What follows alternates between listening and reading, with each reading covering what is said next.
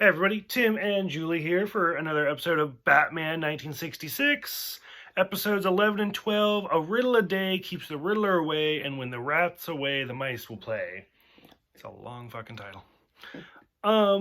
Right off the bat, I'm going to say this puts us at about a third of the way through the first season. Right. Because there's a lot of episodes, and so this is just the first season alone. We're about we're about a third of the way through it. Season 2's even longer. So, yeah. So for this one, what'd you think?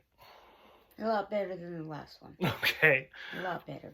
And imagine that it's another major villain, the first returning villain. Yeah. Because the first episode was the Riddler. Right. And so it's been a different villain since then, and now we get Frank Gorshin returning as the Riddler. Yep.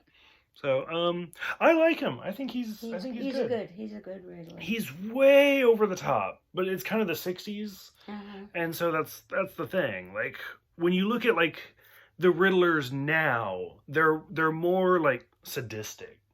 Like, they're quieter and they're, like, more evil. Uh-huh. Whereas, and it's kind of that way with all the villains. Even the Joker, everybody is, like, so over the top.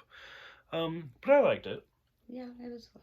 I tried to keep track of all the riddles, couldn't do it. No. And I failed a lot of the riddles. Me too. Like when is a person like a piece of wood when they're a ruler? I was like, oh. Okay, that made sense. I mean, it makes sense, but it's one of those, like, I'm a child of the 90s or the 80s, so, like, I think of plastic rulers. So I didn't even think of, like, a wooden ruler. So they're dated riddles. So we get that one.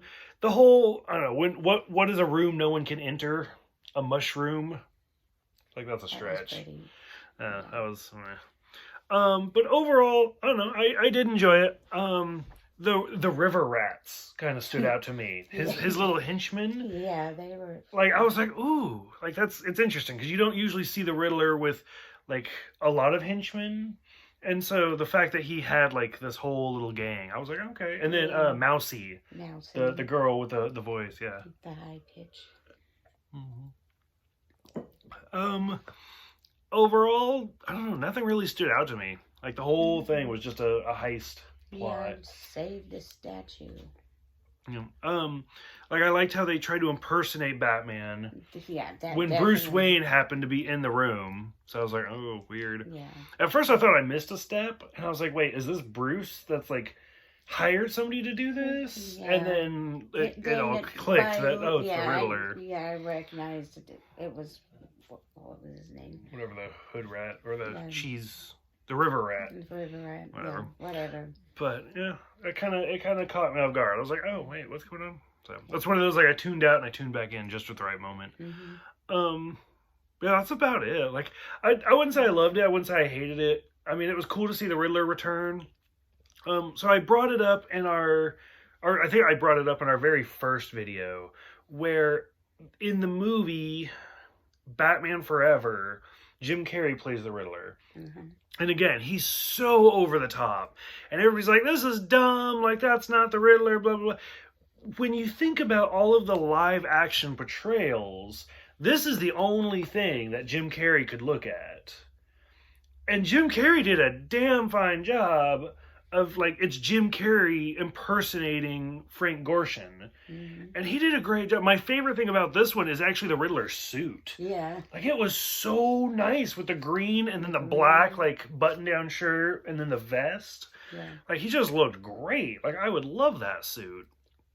And I think Jim Carrey wears, like, a 3-piece suit at one point with question marks and everything. So, I don't know. I read somewhere that for the comics, the Riddler is actually one of the hardest villains to write for, because to write the Riddler, you already have to know the riddles. Right.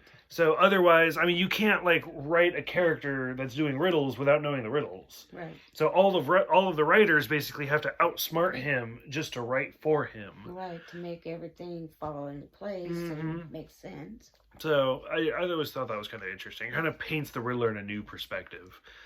That's about all I got, like, for the Riddler. This one didn't have it was interesting, but there wasn't a lot to it, so. Yeah. Any closing thoughts? Anything you want to see? Anything you don't want to see? No, not really. I mean, like you, Riddler's good, but I'm looking for another penguin. Another penguin? Okay. Yeah. Like I said, okay, that's a good point. We are a third of the way through the first season. Anybody you're still looking forward to? So you said the penguin. Maybe Catwoman. Penguin and Catwoman. Okay. So is that it? You good? That's it. I'm good. Okay. I don't know. I don't know who I'm looking forward to. I feel like at this point, I'm looking forward to somebody that I haven't thought of yet. Because like I feel like the big five is like the Riddler, Catwoman, the Joker. I feel like those are at least the Penguin, and maybe Mr. Freeze, yeah, are like the big five. Like I already know Two-Face is not going to be in this, so that's disappointing. But I'm kind of interested to see like somebody I haven't thought of yet. So, so for those who have seen this one, what did you think of Frank Gorshin? What did you think of the return of the Riddler? What did you think of the first third of the series? We're making pretty good time. We're blowing through this. So go ahead, let us know for all of this, and we will see you guys next time for the 13th Hat and Batman Stands Pat.